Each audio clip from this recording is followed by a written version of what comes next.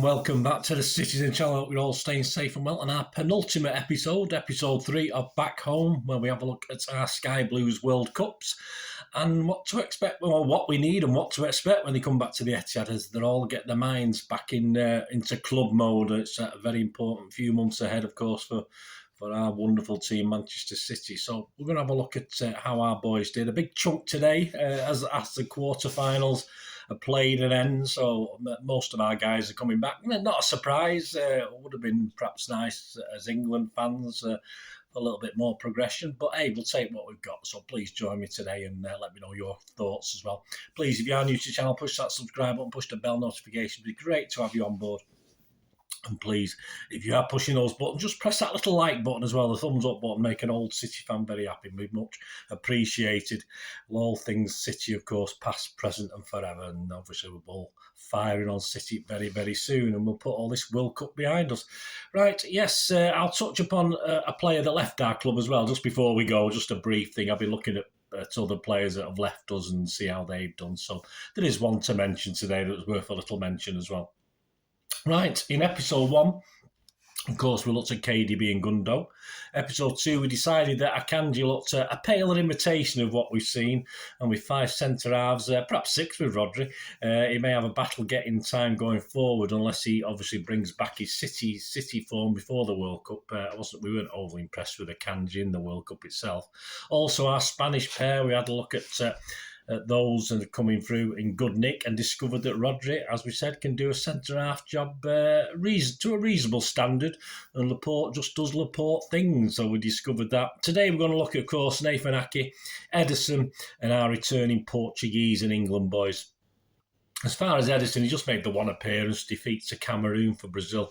He wasn't overly extended, did a couple of nice things, did a good enough job, no real blame for the goal he let in. But with Brazil, of course, Alisson is the undisputed number 1, despite his inability to save a penalty. Could Ederson have done any better? Couldn't have done much worse, could he, in fairness? Ederson should return in good physical nick anyway. He's had the sun on his back for 3 or 4 weeks. Shouldn't be any psychological fallout. He's not that sort of guy. And he'll be City's number 1 this season and for as long as Pep stays there, in my opinion. So not a lot to worry about there, I don't think. Nathan Ake, of course, often underappreciated by the club and country, certainly not by me, in the same way he flies under the radar, perhaps for the Netherlands as well, as he does for City at times.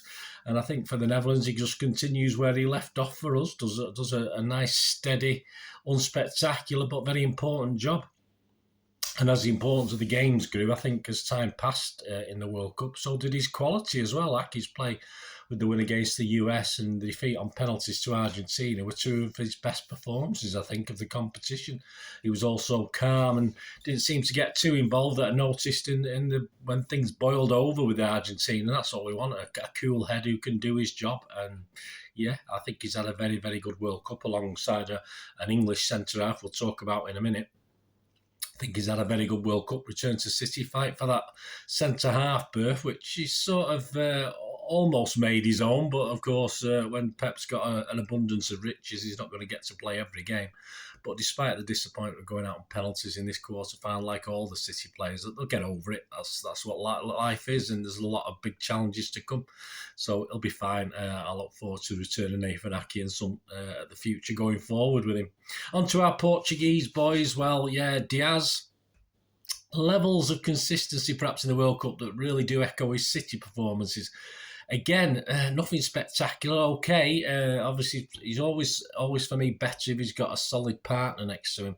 He was possibly partly to blame for the Morocco quarter-final goal. I think the keeper had a lot of blame in that as well, but he was fairly weak for that.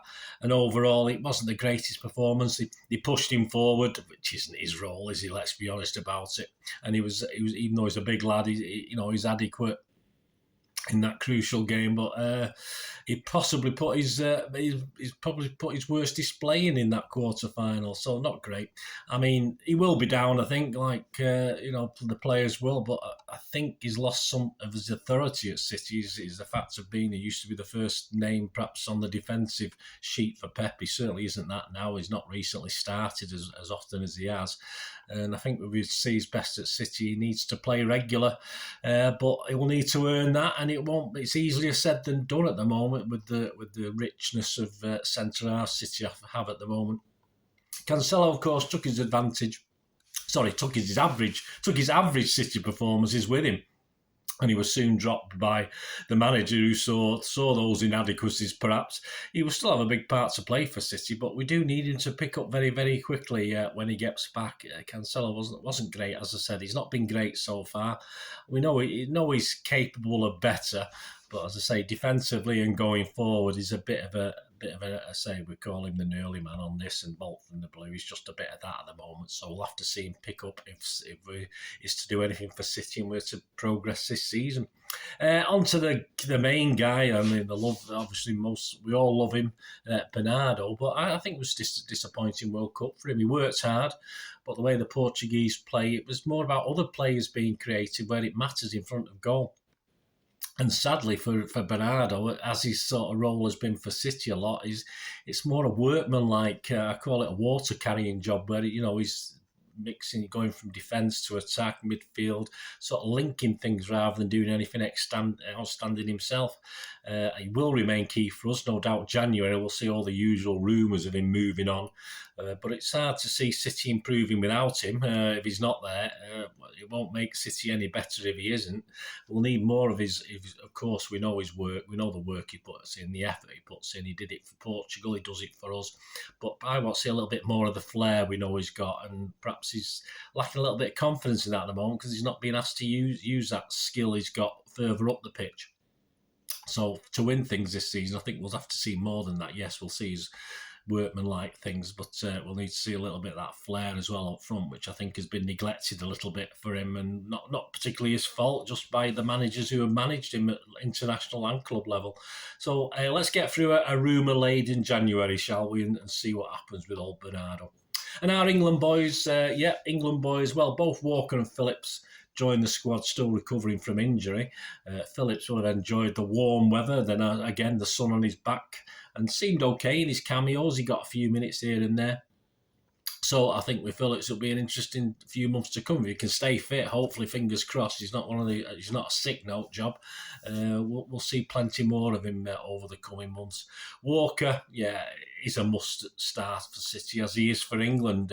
Pretty key to the game against France in trying to keep Mbappe under control, which he did for the most part. Did a reasonable job, which meant it was a bit restricted going forward, which I don't think is his best role anyway. I don't think it's his best role for City when he goes forward. He doesn't actually impress me in any way. Doesn't very rarely creates an assist or does anything to set up a goal. He might set up a few pre assists, but that's about it. But a good run out for him for England. Hopefully he's fit now. There's no fallout from that. And he will soon be back in the thick of it for us, of course, on the pitch. So that's all that matters for me at the moment. Grealish, nice break for Grealish as well. Bit of sun. It's got to be interesting, isn't it? England, certainly Southgate, doesn't think he's got the ability to come on and change a match. That he's giving him little cameos again in this World Cup. But we need to see a confident, lively Grealish. This hasn't going to help him, these little bits and pieces he's getting, as it doesn't when he plays for City like that. He's another that obviously is going to have an interesting few months for City, and there's a lot of pressure coming, and there's a lot of pressure on him. As I say, this is his second season. A lot of people are still not totally convinced. I'm probably less convinced this season as I was last season. I thought he had a good season last season, but we'll see. Again, another player who's going to have a lot of pressure put on him. And this World Cup won't have done him any harm, but excuse me. Won't have done him any harm, but it's not done him a lot of good either, I don't think. Stones, for me, like Aki, as I said earlier on, is one of the standouts in this World Cup. I think hopefully that injury he's picked up against France isn't too bad. But hey, we know Stones of old, don't we? All of a sudden, these injury problems aren't just going to clear up overnight. He needs a good run in the team without injury, and he deserves it. I thought he was exceptional for England, and he can be exceptional for us. And hope We hope, fingers crossed, for an injury-free period.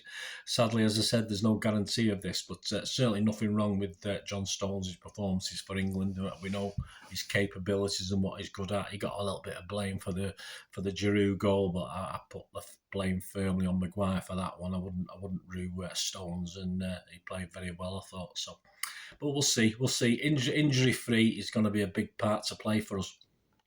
Finally, as far as the City players who are City players, the anomaly Phil Foden, neat and tidy for England when he did play, but unable to produce or allowed to produce those little nuggets we needed to perhaps push us to victory.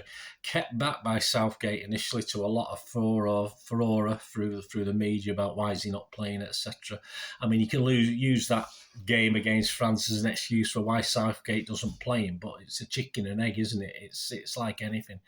Again, he sort of gets the ball, moves it on very quickly, and I think Southgate's telling him to do that. I don't think he's given his head in a way that, say, Griezmann is giving his head a more freer role. I'd like to have seen that Foden, certainly when it mattered against France, given a freer role to do things, take people on. He seems a bit reluctant to do that.